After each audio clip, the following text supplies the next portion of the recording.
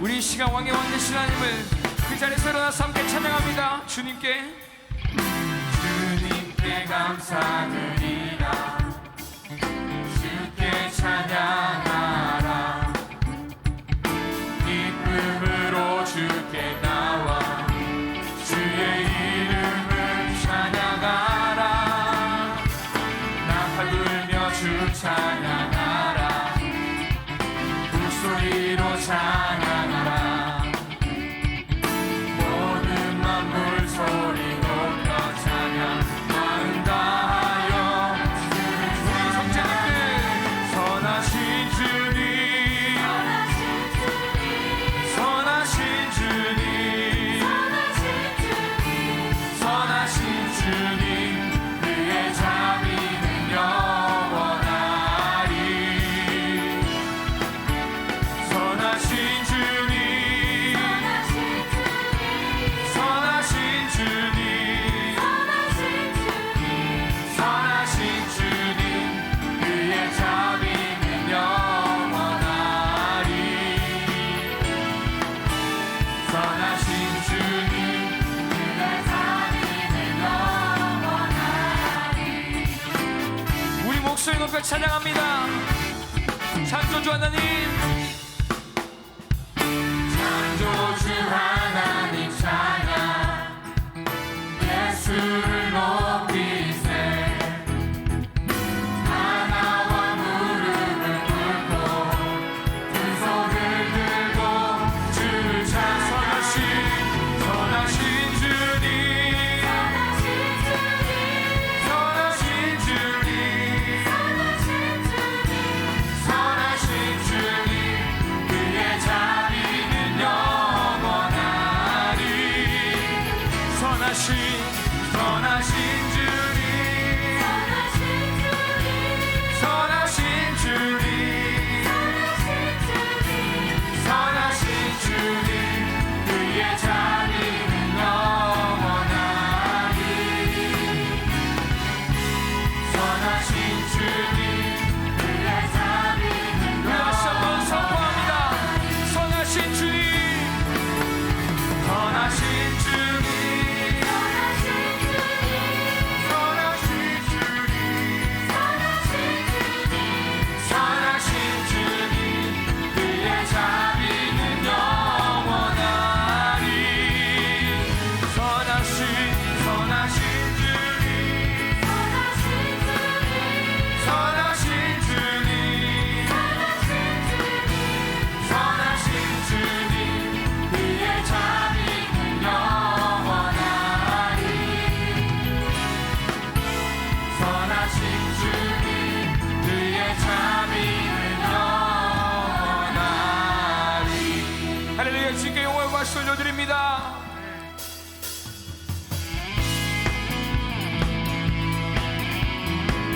오늘 우리와 함께 하시고 큰 은혜를 베풀어 주신 하나님께 우리 큰 소리 높여 찬양합니다. 내 영혼이 은총 입어 중한 죄짐 벗고 보니 슬픔 많은 이 세상도 천국으로 변하도다. 다시 한번 내 영혼이 은총 입어 중한 죄짐 벗고 보니 슬픔 많은 이 세상도 천국으로 변하도다.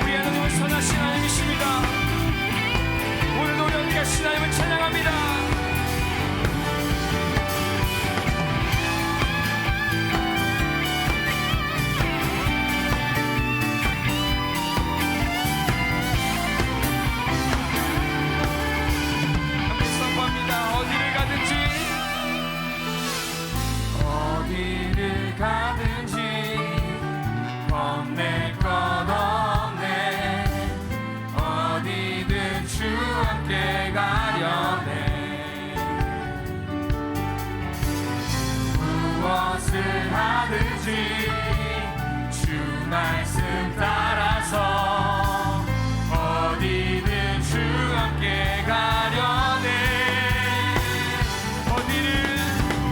어디를 가든지 겁낼 건 없네. 어디든 주 함께 가려네. 아멘. 무엇을 하든지 주 말씀 따라서 어디든 주 함께 가려네. 할렐루야 찬양하세. 내 모든 죄 사함받고 주 예수와 고백하니 그 어디나 우리 마지막으로 할렐루야 할렐루야 찬양하세. 내 모든 죄 사함받고 주 예수와 고백하니 그 어디나 하는 나라.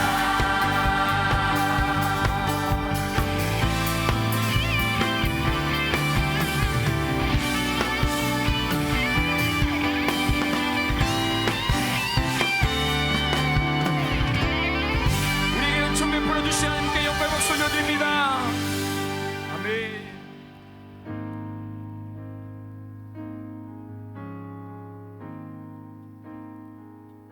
I love you, Lord. Oh, your mercy never fails me. All my days I've been held in your hand. From the moment that I wake up until I lay my head, oh, I will sing of your goodness, oh God. All my life you have been faithful. All my life you have been so, so good.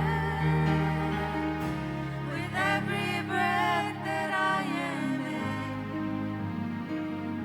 oh, I will sing of the goodness of God. I love your voice. You have led me through the fire and darkest nights. You are close like no other. I know you as a father. I know you as a friend. I have lived in the goodness of God. 함께 선포합니다. All my life, all my life you have been faithful. All my life, all my life you have been so, so good. With every breath that I am able, I will sing. Of the goodness of God. 다시 한번 all my life, all my life you have been faithful. All my life, all my life you have been so, so good. With every breath that I am able, I will sing of the goodness of God. Your goodness is running after me. Your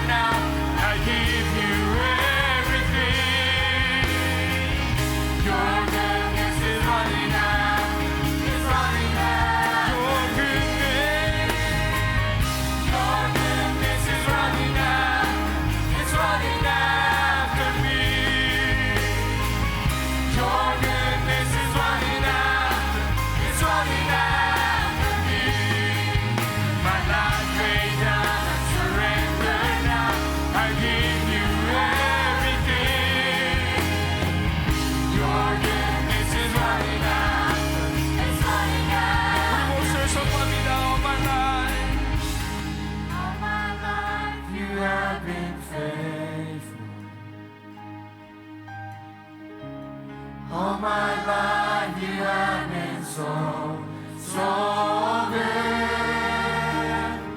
With every breath that I am in, I will sing of the goodness of God. All my life you have been faithful. All my life you have been so, so good. With every breath that I am able, I will sing of the goodness of God. I will sing of the goodness of God. 마지막으로 I will sing of the goodness of God.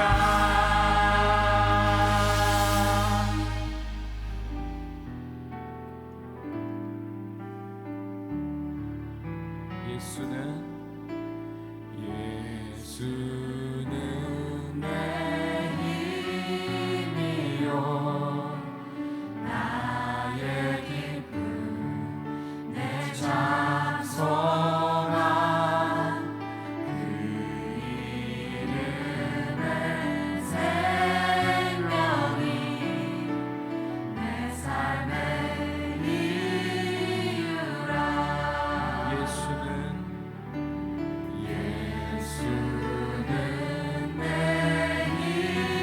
힘이요 나의 기쁨 내 찬송함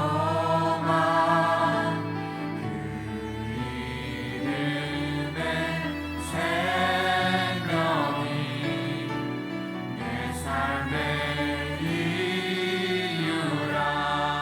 오직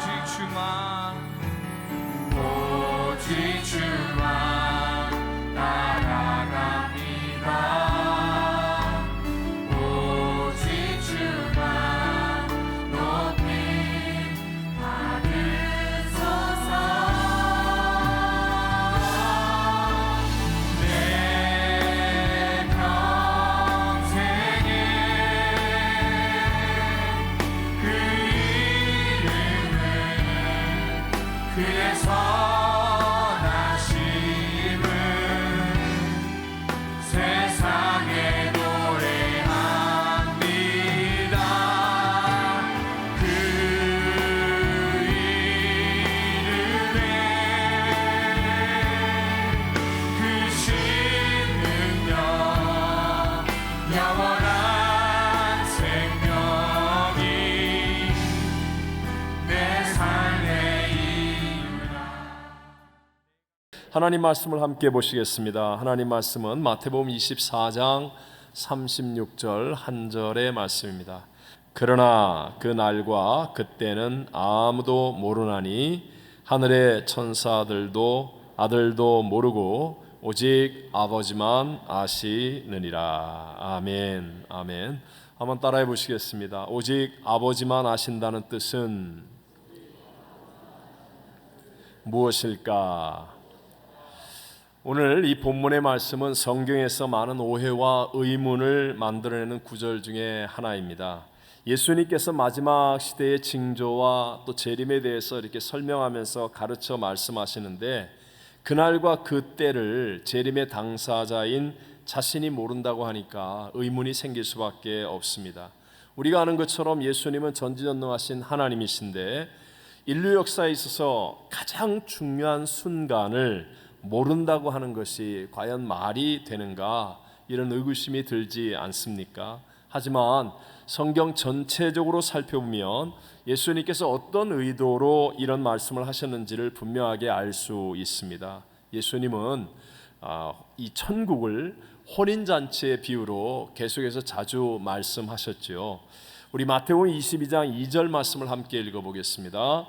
천국은 마치 자기 아들을 위하여 혼인잔치를 베푼 어떤 임금과 같으니. 자, 혼인잔치의 주인공은 아들이지만 그러나 그 잔치를 준비하는 실제적으로 애쓰는 분은 아버지다라고 말씀하는 거예요. 그러니까 아버지를 신뢰하는 아들이라고 한다면 굳이 그날과 그 때를 알려달라고 때를 쓸 필요가 없다는 것이죠. 좋으신 아버지가 가장 좋은 때에 이루어 주실 것을 믿기 때문입니다. 이런 결혼 패턴은요, 유대인의 생활 속에서도 정착되어 있습니다. 그래서 그날과 그때는 오직 아버지만 아시느니라 라는 말은 유대인의 관용구와 같이 쓰여지고 있는 말입니다. 우리가 잘 아는 요셉과 마리아를 통해서도 볼 수 있잖아요. 유대인은 정혼을 한 다음에 그 다음에 일정 기간이 지나서 결혼을 하게 됩니다. 정혼을 하게 된 아들은 이제 가장으로 책임질 여러 일들을 열심히 준비해야 합니다.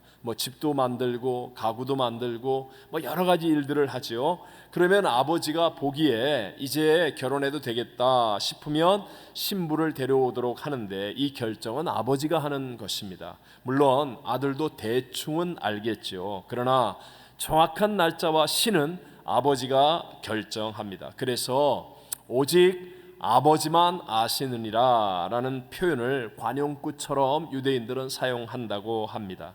혼인잔치와 마찬가지로 예수님이 다시 오는 재림, 종말이 바로 그렇다는 것이죠. 그날과 그때는 오직 하나님이 결정하시지만 그러나 예수님도 대충은 다 아십니다. 그래서 징조들을 설명하여서 이 제자들을 가르치고 계십니다.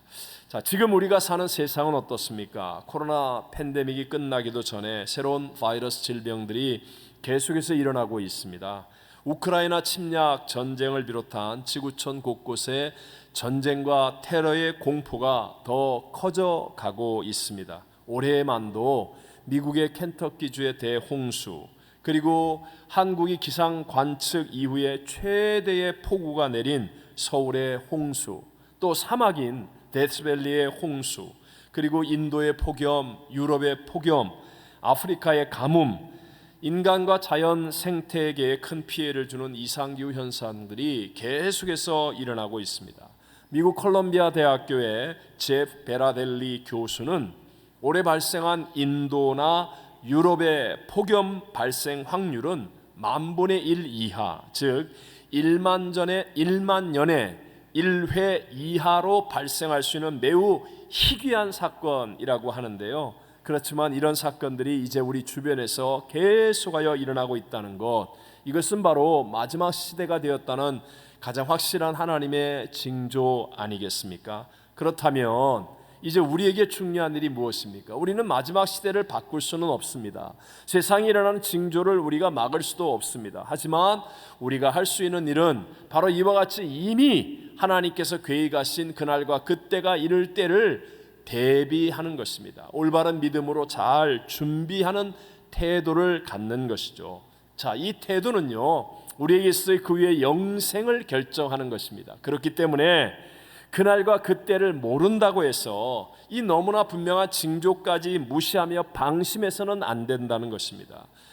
이 태도가 우리에게 영생을 결정하고 우리의 남은 인생을 결정할 만큼 중요한 것이기 때문에 우리는 올바르게 잘 준비해야 된다는 것이죠. 그렇다면 어떤 태도로 준비해야 되겠습니까? 예수님과 그리고 성경이 마지막에 대해 가르치는 모든 말씀들을 통해서 우리 두 가지의 은혜를 오늘 함께 나누고자 합니다. 첫 번째, 우리가 예수님의 재림의 때 그 천국의 혼인잔치를 준비하는 첫 번째는 나를 변화시키는 것입니다. 자, 나를 어떻게 한다고요? 변화시킨다. 한 번 더 물어볼게요. 누구를 변화시켜야 한다고요? 나를 변화시켜야 한다는 것입니다. 세상에서 일반적으로 결혼을 할 때에도 돈 보고 한다든가 아니면 얼굴 보고 한다고 말하지 않고 사람을 보고 한다, 이렇게 얘기해야 정상적인 것 아니겠습니까? 신랑 되신 예수님을 맞이할 혼인잔치의 당사자로서 우리가 갖춰야 할 준비는 바로 나 자신을 하나님이 보시기에 합당하게 준비시키는 것이 우리가 해야 될 최선의 태도라고 말합니다. 자, 오늘 본문의 그 뒤에 나오는 부분 40절로 42절을 한번 같이 읽어보겠습니다. 그때에 두 사람이 밭에 있음에 한 사람은 데려감을 한 사람은 버려둠을 당할 것이요 두 여자가 맷돌질을 하고 있음에 한 사람은 데려가고 한 사람은 버려둠을 당할 것이니라. 그러므로 깨어 있으라. 어느 날에 너희 주가 임할는지 너희가 알지 못함이니라. 자, 예수님 무슨 말씀을 하십니까? 같은 밭에 두 사람이 있었고요. 그리고 맷돌질을 하는 두 여자가 같이 있었습니다. 각각의 상황과 조건은 같았는데 그런데 그 가운데서 한 사람은 데려가고 한 사람은 버려둠을 당한다라고 말씀하십니까? 하십니다. 무슨 뜻이겠습니까? 상황과 조건이 준비가 아니라 같은 상황과 조건에 있었음에도 불구하고 자신을 변화시킨 사람은 데려감을 당하고 자신을 변화시키지 못한 사람은 버려둠을 당한다라는 것을 우리에게 말씀하고 있는 겁니다. 요한계시록에 나오는 마지막 시대의 교회를 상징하는 라오디게아 교회 성도들은 부자로 부유하여서 부족한 것이 없었다라고 말씀합니다. 좋은 건물과 시설들이 있었을 것이고 프로그램과 행사들, 홍보 여러 가지로 조금도 부족한 것이 없었습니다. 그런데 놀랍게도 우리 주님은 그 라오디게아 교회와 성도들을 향하여 무섭게 책망하여 말씀하십니다. 함께 우리 요한계시록 3장 19절과 20절을 읽어봅니다. 무릇 내가 사랑하는 자를 책망하여 징계하노니 그러므로 내가 열심을 내라 회개하라. 볼지어다 내가 문 밖에 서서 두드리노니 누구든지 내 음성을 듣고 문을 열면 내가 그에게로 들어가 그와 더불어 먹고 그는 나와 더불어 먹으리라. 아멘. 내가 겉으로 부자다, 부유하다, 부족한 것이 없다 하고 있는 라오디게아 교회를 향하여 주님이 무섭게 책망하며 열심을 내라 회개하라 라고 말씀하십니다. 그리고 나서 내가 문 밖에 서서 두드리노니 누구든지 내 음성을 듣고 문을 열면 내가 그에게로 들어가 그로 더불어 먹고 그는 나로 더불어 먹으리라 하시며 주님과 함께하는 이것만이 진짜 변화요 그리고 이것이 바로 온전한 준비라는 사실을 우리에게 깨우쳐 주는 거예요. 오늘도 우리 모두는 삼부 예배에 이렇게 나와 있습니다. 그러나 삼부 예배에 육신을 가지고 나왔다 갔다는 것이 중요한 것이 아니라 오늘 이 예배를 드림을 통하여 우리의 마음의 문이 열려져서 하나님의 말씀이 들려지고 그리스도 예수의 생명이 우리 안에 넘쳐나서 예수가 주인 되는 Not I but Christ가 이루어지는 삶이 되어야 이것이 바로 나를 변화시키는 태도요 올바른 신앙의 모습이라는 것을 우리에게 말씀하는 것입니다. 미국의 대표적인 기독교 작가인 맥스 루케이도 목사님께서 쓴 예수님처럼 이라는 좋은 책에 나오는 내용입니다. 제가 그대로 읽어드릴게요. 하나님은 당신을 있는 그대로 사랑하신다. 그러나 그대로 두시지는 않는다. 하나님은 당신이 변화되기 원하신다. 누구처럼? 예수님처럼. 자, 여러분 여기에서 예수님은 우리의 구세주입니다. 우리와 함께 하시며 우리의 기준이 되는 분입니다. 이렇게 예수님처럼 변화되기 위해서 필요한 것이 무엇입니까? 반드시 내가 깨어져야 한다는 거예요. 저와 여러분은 이미 아담과 하와의 혈통으로 태어날 때부터 죄인으로 태어나서 자기중심적이고 이기적인 존재입니다. 그래서 나 중심의 벽을 뛰어넘지 않으면 이것을 깨어뜨리지 못하면 내 안에 예수의 생명이 넘쳐날 수 없고 예수님처럼 변화를 이루기가 어렵다는 거예요. Not I but Christ가 안 된다는 것입니다. 그래서 성경 전체의 흐름에서 보면 내가 예수를 영접하여 구원을 받고 변화된다는 것은 내가 깨어진다는 것을 의미하는데 여러분 내가 깨어지기 위한 여러 가지 방법들이 있겠죠. 어떤 때는 사고가 일어나서 엄청난 질병으로 말미암아 죽을 위기로 인하여서 고난을 통하여 그래서 내가 깨어지고 하나님 앞에 엎드리고 그리고 예수의 생명이 내 안에 넘쳐날 수도 있지만 그러나 성경이 말하는 최선의 깨어짐이 무엇입니까? 그것은 바로 내가 하나님을 사랑하고 이웃을 사랑함을 통하여 내 자아가 깨어지게 된다. 그래서 내 안에 예수의 생명이 넘쳐나게 되고 예수님처럼 변화되는 성장하는 삶을 살 수 있다는 것을 말씀하고 있습니다. 그래서 하나님을 사랑하고 이웃을 사랑하는 이것을 율법의 전부라고 말씀하는 거예요. 다 같이 우리 마태복음 22장 37절로 40절까지의 말씀을 읽어봅니다. 예수께서 이르시되 내 마음을 다하고 목숨을 다하고 뜻을 다하여 주 너희 하나님을 사랑하라 하셨으니 이것이 크고 첫째 되는 계명이요 둘째도 그와 같으니 내 이웃을 내 자신같이 사랑하라 하셨으니 이 두 계명이 온 율법과 선지자의 강령이니라. 아멘. 예수님 분명히 말씀하죠. 하나님을 사랑하라, 내 이웃을 내 자신처럼 사랑하라, 이것이 온 율법과 선지자의 강령이니라 라고 말합니다. 자, 여러분, 우리가 하나님을 사랑하잖아요. 사랑하면 희한하게도 나 중심의 벽을 뛰어넘습니다. 내 자아가 깨어지면서 먼저 그의 나라와, 즉 하나님의 나라와 의를 구할 수 있게 된다는 거예요. 우리가 다 똑같이 하나님의 말씀을 듣고 있지만 어떤 사람은 깨어지지 않는 사람이 있어요. 그 사람은 항상 내가 먼저이기 때문에, 똑같이 하나님 말씀을 들었지만 내 컨디션이 먼저이고 내 기분, 내 조건, 내 이익, 내 처지, 내 형편이 먼저이기 때문에 아무리 하나님이 말씀하셔도 내가 먼저이니까 올바른 순종이 되어지지 않고 자아가 깨어지지 않는 거예요. 그런데 사랑하지 않습니까? 정말 하나님을 마음을 다하고 목숨을 다하고 뜻을 다하여 사랑하게 되면 사랑은 외면할 수가 없습니다.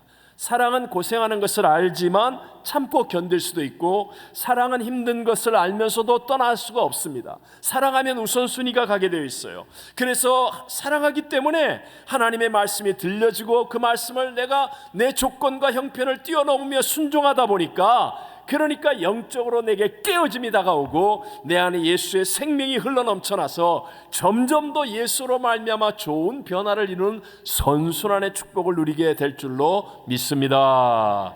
그리고 이웃을 내 자신처럼 사랑하면 내 자아가 깨어집니다. 나 혼자 있거나 아니면 나와 맞는 사람들끼리만 모여 있으면 깨어짐이라는 것은 없습니다. 그러나 나보다 믿음 좋은 사람을 만나게 되고 그들과 함께하게 되면 나도 모르는 사이에 나의 자아가 깨어짐이 있죠. 또는 나의 도움을 필요로 하는, 그래서 내가 만나서 희생할 수밖에 없는 사람들과도 기꺼이 함께하게 되면, 그러면 놀랍게도 그런 일들을 통하여 내 자아가 깨어지는 것을 경험하고 내 안에 예수의 생명이 흘러 넘치는 것들을 경험할 수 있게 되는 거예요. 우리 이번에도 단기 선교, 우리 도미니카 팀 40명이 다녀왔어요.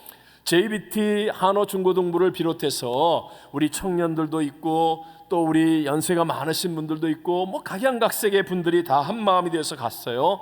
자, 40명이 한 팀이 되니까 얼마나 긴밀합니까? 또 선교회지에 가니까 전혀 예측하지 못하는 얼마나 많은 여러 종류의 사람들을 만나겠습니까? 그런데 그 만남을 통하여 선악간에 판단하지 않고 선교라는 목적을 가지고 희생하고, 그리고 선교팀이 하나 되기 위해 사랑하니까 놀랍게도 그 40명이 다 돌아와서 간증할 때 보면 다 자아가 깨어졌어요. 자아의 깨어짐이 있고 그 안에 예수의 생명이 흘러 넘쳐남을 우리 모두가 함께 누릴 수 있고 나눌 수 있게 되지 않습니까? 그런 의미에서 여러분, 이 시대의 대면 예배의 중요성을 여러분 심각하게 깨달아야 합니다. 마지막 시대에 이 팬데믹으로 인하여 대면 예배가 중지된 것은 상당한 위기였습니다. 때로는 우리가 갑작스럽게 출장을 가거나 아니면 어떤 문제, 질병이 생겨서 함께 와서 예배 드릴 수 없고 확진자가 되어서 예배를 드릴 수 없어서 지금도 실시간 예배를 드리거나 온라인 예배를 드릴 때 유익도 있습니다. 하지만 더 중요한 사실을 우리가 분별해야 돼요. 히브리서 10장 24절 25절을 같이 읽어볼까요? 서로 돌아보아 사랑과 선행을 격려하며 모이기를 패하는 어떤 사람들의 습관과 같이 하지 말고 오직 권하여 그날이 가까움을 볼수록 더욱 그리 하자. 아멘. 이 팬데믹 시간에 우리가 오랫동안 실시간 온라인 예배를 드리면서 대면 예배를 드리지 않았어요. 사실 편리하죠. 집에서 텔레비를 통해 화면을 통해 예배 드리면 어떤 분들이 다 그러시더라고요. 목사님이 화면을 쳐다보면 자기만 보고 설교하는 것 같아서 너무 좋다고. 그리고 뭐 잠옷 입고도 예배 드리고 들어누워서도 예배 드리고 땅콩 먹으면서 뭐 마시면서 예배 드리고 왔다 갔다 하면서 예배 드리고 급하면 전화도 받으면서 예배 드리고 편리하겠죠. 그러나 여러분, 정말 중요한 것, 성경은 왜 그런 사람들의 습관과 같이 하지 말라라고 명시합니까? 여러분이 교회 와서 사람을 만나야 되는 거예요. 적극적으로 교회 와서 서로 만나서 나하고 다른 사람들과 인사하고 또 사랑과 선행을 격려하며 기꺼이 섬기려고 할 때, 그때 나의 자아의 깨어짐이 생기는 거예요. 그러면서 내 안에 예수의 생명이 흐르게 되고 하나님께서 우리를 통해 이루고자 하는 참된 변화와 성장의 복을 누리게 되는 줄로 믿습니다. 여러분, 우리가 잘 아는 요셉은 가족들에게 인신매매를 당하고 애굽의 노예가 되었잖아요. 절망의 상황 속에서 또 억울하게 누명을 쓰고 감옥에 갇히기까지 합니다. 그런데 그 감옥 안에서 요셉은요, 다른 죄수들을 살피는 사람이었다는 사실을 우리에게 보여줍니다. 창세기 40장 6절에 보면 아침에 요셉이 들어가 보니 그들에게 근심의 빛이 있는지라. 요셉은요, 자기와 함께하는 사람들을 살피고 그들과 함께할 줄 아는 사람, 얼굴을 보고 근심의 빛이 있는 것을 분별할 줄 아는 사람, 바로 이런 것 때문에 요셉은 가장 절망적인 상황 속에서 애굽의 국무총리까지 되어지는 인생 역전을 이루게 되었다는 사실을 아셔야 됩니다. 사람이 함께 만나고 또 대면하고 함께 격려하고 함께 나눔을 통하여 내 자아가 깨어지는 거예요. 쉽게 얘기하면 이런 거예요. 산부 예배는 우리 젊은 분들이 많으니까 연애를 인터넷으로만 하면 돼요? 돼요? 안 돼요? 안 되죠. 만나야 될 거 아니에요. 만나야 뭐가 이루어질 거 아니에요. 똑같은 일이라는 거죠. 하나님의 역사를 위해서 우리가 이것 정말 깊이 생각해 봐야 됩니다. 마지막 입새라고 하는 유명한 단편 소설을 쓴 미국의 작가 오 헨리가 있습니다. 원래 이름은 윌리엄 시드니 포터였습니다. 이분이 원래 은행원으로 일하다가 횡령 혐의로 감옥에 갈 것이 두려워서 중남미로 도망갔다가 다시 돌아와서 3년 3개월 동안 감옥에서 복역합니다. 그런데 감옥 안에서 좋은 간수를 만나게 됩니다. 그의 인생에서 정말 신앙의 어떤 터닝 포인트가 일어나죠. 표본을 보는 것 같은 바로 그 간수의 이름이 오 헨리였습니다. 포터는 이 간수에게서 예수님의 생명과 영광과 같은 것들을 보았어요. 그래서 그의 이름을 아예 개명을 해버린 겁니다. 이후에 12편의 작품이 다 오 헨리라는 이름으로 출간됩니다. 의미가 무엇이냐? 과거의 시드니 포터는 죽었고 이제는 오 헨리로 산다. 우리식으로 얘기하면 옛사람이 십자가에서 죽었고 이제는 예수 그리스도로 산다. Not I, but Christ를 표현하는 깨어짐의 표현이었다는 거예요. 비록 감옥 안에 있었지만 그러나 간수와의 만남을 통하여서 한 사람의 인생이 이렇게 아름답게 바뀌어질 수 있다는 사실을 우리에게 보여주는 것입니다. 신약 성경에 보면 우리에게 본이 되어지는 좋은 믿음의 사람으로 고넬료가 등장합니다. 고넬료는 하나님 앞에 상달되는 믿음, 기억된 바 되는 믿음, 그래서 이방인의 오순절에 중심이 되는 사람이 고넬료, 새 역사를 만드는 하나님께서 존귀하게 여기는 사람이 고넬료였습니다. 그는 이방인인데도 불구하고 어떻게 이렇게 하나님 앞에 인정받는 믿음이 될 수 있었을까요? 사도행전 10장 4절을 다 같이 읽어보겠습니다. 고넬료가 주목하여 보고 두려워 이르되 주여 무슨 일이니까? 천사가 이르되 내 기도와 구제가 하나님 앞에 상달되어 기억된 바 되었으니 아멘. 자, 여기 보세요. 고넬료의 도대체 어떤 점이 하나님 앞에 인정받고 기억되어서 이렇게 놀라운 새 역사의 주인공이 되었습니까? 두 가지를 얘기하죠. 내 기도와 구제. 기도와 구제라는 거예요. 기도가 뭐예요? 기도는 하나님을 향한 창입니다. 하나님을 향한 창이 열려 있고 구제는 무엇입니까? 이웃을 향한 창이에요. 이웃을 돌아볼 줄 알고 이웃의 어려움과 함께 할 줄 아는 사람. 하나님을 향하여 문이 열려 있고 이웃을 향하여 문이 열려 있으니까 자아가 깨어지고 그 안에 하나님의 생명이 강물처럼 흘러넘쳐나서 고넬료는 이방인이지만 위대한 하나님의 역사로 쓰임받는 존귀한 인물이 되어지더라는 겁니다. 하나님이 우리를 깨어뜨리는 방법은 참 많이 있습니다. 위험한 사고, 위기, 질병, 고난, 어려움 이런 것으로 깨어져서는 안 되고 하나님을 사랑하며 이웃을 사랑함을 통하여서 우리의 자아가 깨어지고 그래서 그 안에 예수 그리스도의 생명이 흘러넘쳐나서 풍성한 하나님의 복의 열매를 맺는 저와 여러분 되시기를 주의 이름으로 축원합니다. 두 번째가 우리가 정말 마지막 종말 주님의 재림을 준비하는 올바른 태도는 무엇이냐? 하나님 아버지를 신뢰함으로 충성되게 사는 거예요. 다시 한번 하나님 아버지를 어떻게 하라고요? 신뢰함으로 충성된 삶을 살아가는 것입니다. 자, 3부 예배 나온 분들은 아마 이 정도의 믿음은 가지고 있을 거예요. 역사의 주관자는 누구이십니까?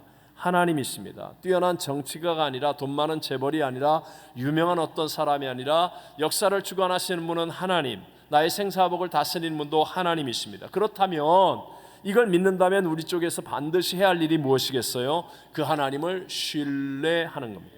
그 하나님을 신뢰하는 것. 프랜시스 후쿠야마라는 분이 쓴 트러스트라는 책, 신뢰라는 책이 있습니다. 사회에 축적된 자본 중에서 가장 중요한 자본이 신뢰라고 말합니다. 그러면서 번영하는 국가, 왜 선진국은 계속 뻗어나가고 못 사는 나라들은 도대체 왜 제대로 살지 못하는가에 대한 답을 신뢰에서 찾아냅니다. 굉장히 인사이트가 있는 그런 책이라고 말할 수 있습니다. 그래서 이 책에서는 거짓말하는 것을 아주 크게 질책하고 약속 시간 어기는 것을 야만시합니다. 왜요? 신뢰를 깨어뜨리기 때문에, 신뢰를 쌓지 못하게 되기 때문에. 그래서 높은 신뢰가 있는 사회일수록 무한대의 성장 가능성이 있지만 낮은 신뢰 사회, 여러분 혹시 후진국에서 살아보셨습니까? 후진국에서 살아보면 늘 뒷돈을 요구하고 백을 사용해야 되고 부정적인 방법 여러 가지를 사용해야 됩니다. 이런 것으로 인하여서 거래 비용이 증대되는 거예요. 쓸데없는 것에 우리의 마음과 시간과 물질과 노력을 다 쏟아붓기 때문에 언제나 성장의 한계에 부딪힐 수밖에 없다라고 말합니다. 우리의 신앙도 마찬가지예요. 하나님을 신뢰하는 사람은요, 무한대의 성장 가능성이 있는 사람이라는 거예요. 오늘 본문 바로 앞절 35절을 같이 한번 읽어보겠습니다. 천지는 없어질지언정 내 말은 없어지지 아니하리라. 여러분, 얼마나 우리에게 신뢰를 줄 수 있는 말입니까? 천지는 없어지는데 그것보다도 하나님의 말씀은 없어지지 않는다. 그럼 하나님에 대한 신뢰, 하나님 말씀에 대한 신뢰가 얼마나 커야 되겠습니까? 하지만 실상 지금 우리들은요, 없어질 천지는 신뢰하면서도 없어지지 않는다고 약속하신 하나님의 말씀은 신뢰하지 못하고 있는 삶을 살고 있지는 않습니까? 사실은 제자들이 그랬어요. 제자들이 예수님의 십자가 사건 때 그들에게 멘붕이 왔습니다. 사실 예수님 한 분을 바라보고 집과 일터를 버리고 따라왔잖아요. 3년이 넘는 시간 동안 예수님과 동고동락하면서 나름대로 꿈을 키워왔습니다. 핍박과 어려움도 있었지만 다 참아내고 견뎌내었습니다. 그런데 예수님께서 가장 극악무도한 죄인처럼 심판을 받고 십자가에서 그 몸을 찢고 피를 흘리시면서 죽으셨습니다. 그들의 수준으로는 이해가 안 돼. 더 이상 희망이 없다라고 생각이 들었어요. 한순간에 모든 것이 무너졌고 그리고 모든 것이 물거품이 되는 것 같았습니다. 그래서 제자들은 구심점도 없이 뿔뿔이 흩어져 버렸고 낙심한 가운데 옛날의 생활로 그대로 다시 돌아가고 말았습니다. 하지만 그들의 생각하지 못했던 주님의 약속의 말씀대로 사흘 만에 사망 권세를 이기고 예수님은 부활하셨습니다. 그 부활의 주님을 만나서 약 40여일 동안 함께 지내면서 제자들은 드디어 주님이 하신 약속의 말씀에 대한 신뢰가 생겨나지 않았겠습니까? 예수님이 죽음을 이기고 부활하심을 자기들이 목격하고 함께 지내며 그때 하셨던 말씀을 신뢰하지 못한다면 그건 인간도 아니겠죠. 제자들은 신뢰의 마음을 겪었습니다. 그래서 그들의 인생에서 처음 겪어보는 예수님의 승천, 그리고 자기들의 수준을 뛰어넘는 어마어마한 사명 앞에서도 그들은 당황하지 않았고 오직 한 가지, 하나님을 신뢰함으로 그들은 충성스러운 삶을 살아가게 된 것입니다. 우리 주님께서 그들에게 말하죠. 너희들 예루살렘을 떠나지 말고 아버지의 약속하신 것을 기다리라. 요한은 물론 세례를 베풀었지만 너희는 몇 날이 못되어 성령으로 세례를 받을 거야. 오직 성령이 너희에게 임하시면 너희가 권능을 받고 예루살렘 온데 사마리아 땅끝까지로 내 증인이 될 거야 라고 말씀하실 때 그들의 수준과 입장에서 본다면 말도 안 되는 소리라고 해야 될 텐데, 그러나 그들은 하나님을 신뢰했습니다. 그리고 신뢰하고 두렵고 떨리고 빨리 떠나고 싶은, 한시라도 도망치고 싶은 예루살렘을 떠나지 않고 충성스럽게 한 마음이 되어서 간절하게 기도하기 시작했습니다.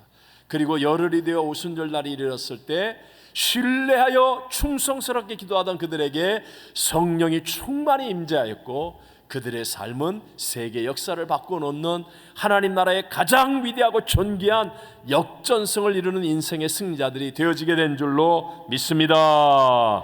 자, 그렇다면 오늘 우리들도 해야 될 일이 무엇이겠습니까? 우리들이 해야 될 일, 우리는 눈에 보이는 세상의 징조와 또는 여러 가지 상황, 사람들의 소리를 가지고 긴가민가 하면서 휘둘림을 당하는 사람이 되어서는 안 된다는 거예요. 세상이 뭐라고 할지라도, 사람이 어떻게 우리를 판단한다 할지라도 우리는 하나님을 신뢰하는 자리에 있어야 한다는 거예요. 막연하게 아유 난 잘 몰라, 때와 시도 주님도 모른다는데 뭐 그러면서 기다리는 게 아니라 정말 우리는 하나님을 신뢰하는 사람이 되어서 하나님의 약속의 말씀을 붙잡고 충성스러운 삶을 살아가는 사람이 되어져야만 한다는 거예요. 자, 사실 오늘 본문의 말씀 바로 뒤에 이어서 나오는 말씀 45절 46절 같이 한번 읽어보겠습니다. 충성되고 지혜 있는 종이 되어 주인에게 그 집 사람들을 맡아 때를 따라 양식을 나눠줄 자가 누구냐? 주인이 올 때에 그 종이 이렇게 하는 것을 보면 그 종이 복이 있으리로다. 예수님께서 하시는 말씀의 핵심이 무엇입니까? 너 주인 아니야. 주인이 다시 오는데 너에게 결산할 그 주인이 있어. 이걸 말씀하는 거예요. 네가 지금 갖고 있다고 네 거 아니야. 네가 지금 자유하다고 네 자유 아니야. 네가 건강하다고 너 생명 있다고 이게 다가 아니야. 너에겐 주인이 있어. 그 주인이 다시 와서 너를 결산할 거야. 다시 오실 주님은 어떤 분입니까? 우리의 생명, 우리의 은사, 우리의 건강, 우리의 물질, 우리의 시간, 우리의 모든 것의 주인이 되시는 분이에요. 우리가 해야 될 일이 뭐예요? 그 주인의 집 사람들에게 때를 따라 양식을 나눠주는 것 같은 충성된 사람이 되어지는 것, 이것이 다시 와서 결산할 주인 앞에서 우리가 복을 받고 칭찬을 받을 수 있는 길이라는 것을 말씀하고 있는 것입니다. 제가 지난 주간에 우크라이나 우리 김용만 선교사님으로부터 카톡을 2번 받았어요. 개인적인 카톡입니다. 우리 교회를 향한 보고서가 아니라 개인적인 카톡이기 때문에 조금 그렇지만 어쩔 수 없이 제가 좀 진정성을 나타내기 위해서 그대로 읽어드리겠습니다. 첫 번째 카톡이 사랑하는 목사님, 보내주신 후원금 잘 받았습니다. 감사드립니다. 저는 2주간 일정으로 그제 우크라이나 수도 키예프에 도착하였고 오늘 자포리자로 이동하려고 합니다. 잘 다녀와서 선교 보고 올려드리겠습니다. 어제 온 카톡이에요. 저는 자포리자에 잘 도착했습니다. 많은 분들이 환대해 주셔서 완전 감동했습니다. 다들 살아있어서 만나니 그렇게 감사할 수가 없었습니다. 보내주신 후원금은 이분들이 올 겨울을 이곳에서 잘 날 수 있도록 모든 사무실들을 기숙사로 바꾸고 난방 문제와 기타 필요한 부분들을 바꿔주고 가려고 합니다. 아이들 포함해서 40명 정도 됩니다. 목사님 다시 한번 감사드립니다. 여러분, 우크라이나가 지금 전쟁 중에 있고 자포리자는 유럽 최대의 원자력 발전소가 있는 그곳입니다. 우리 잠깐 거기서 어제 찍은 동영상을 짧게 보내는데요. 여러분에게 한번 보여드릴게요. 자, 러시아와 우크라이나 지도 위치가 어딘지 아시죠? 자포리자가 저 빨간색 밑에 부분입니다. 저렇게 폭격을 받았고 도시가 완전히 박살이 났어요. 전쟁 중에. 그리고 이제 김영만 선교사님이 어제 들어간 거예요. 근데 교회에는 폭격이 오지 않았어요. 그래서 성도들, 살아있는 성도들을 만나는 겁니다.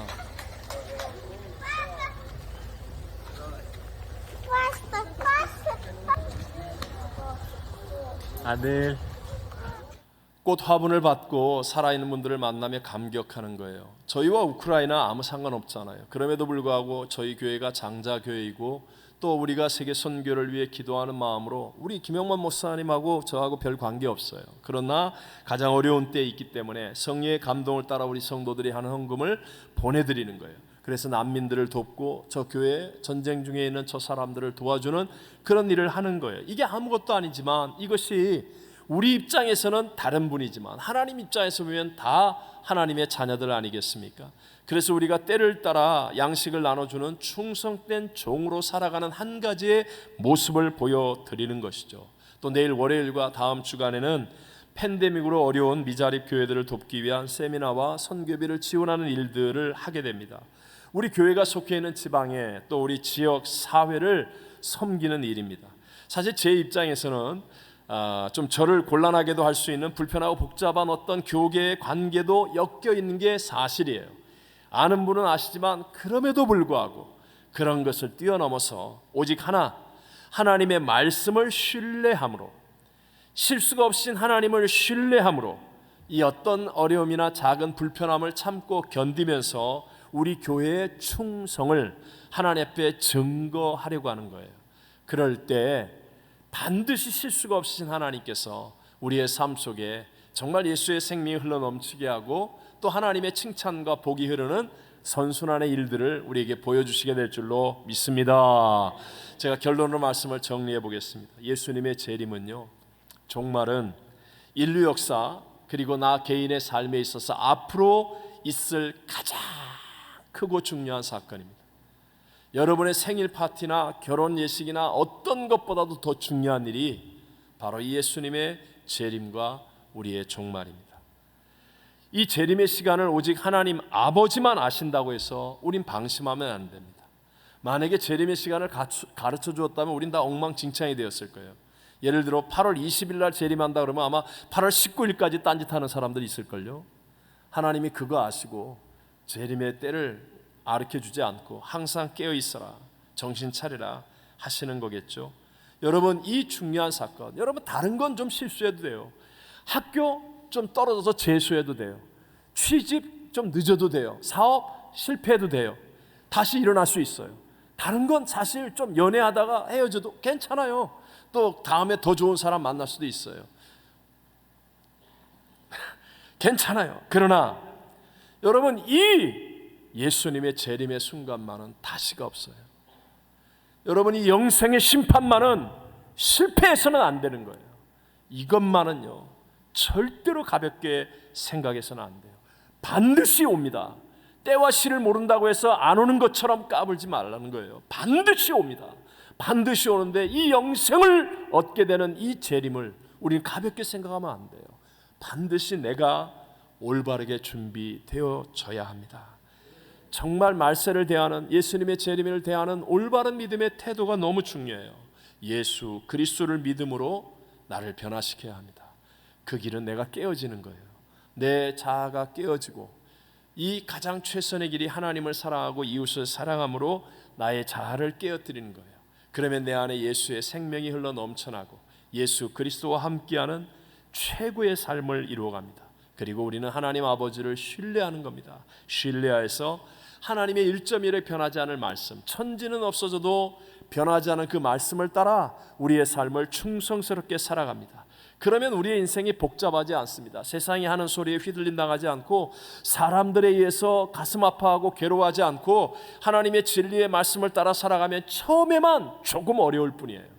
처음에만 조금 어렵지만 그러나 몇 번 승리의 길을 걸어가고 나면 거기에 놀라운 힘이 붙어요. 능력이 붙어요. 기쁨이 생겨요. 감격이 생깁니다. 그 말씀을 따라 충성스러운 삶을 살아가는 겁니다. 주인이신 우리 주님 곧 오실 때 우리 모두가 다 충성된 종이라고 인정받는, 그래서 예수님의 재림과 영생을 잘 준비하는 복 있는 우리 산부예배 성도들이 다 되시기를 주의 이름으로 축원합니다. 하나님, 정말 주님의 때가 가까운 오늘을 우리는 살아가고 있습니다. 세상에 보여지는 모든 현상들이 예수님이 가르쳐주신 그 징조와 같아집니다. 다른 것은 실수해도 다시 회복할 수 있지만 이 영생만큼은, 정말 마지막 예수님의 재림의 순간만큼은 절대로 놓쳐서 안 되고 실수해서는 안 되는 우리 인생에 앞으로 일어날 가장 중요한 일입니다. 올바른 믿음의 태도를 가지고 우리 하나님 앞에 정말 깨어있고 준비된 사람들로 우뚝 세워지게 도와 주옵소서. 예수님의 이름으로 축복하며 기도합니다. 아멘.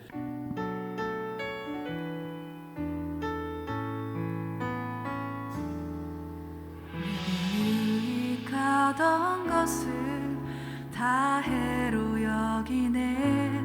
구주를 위하여 모두 다 버리네. 모든 것을 잃어버려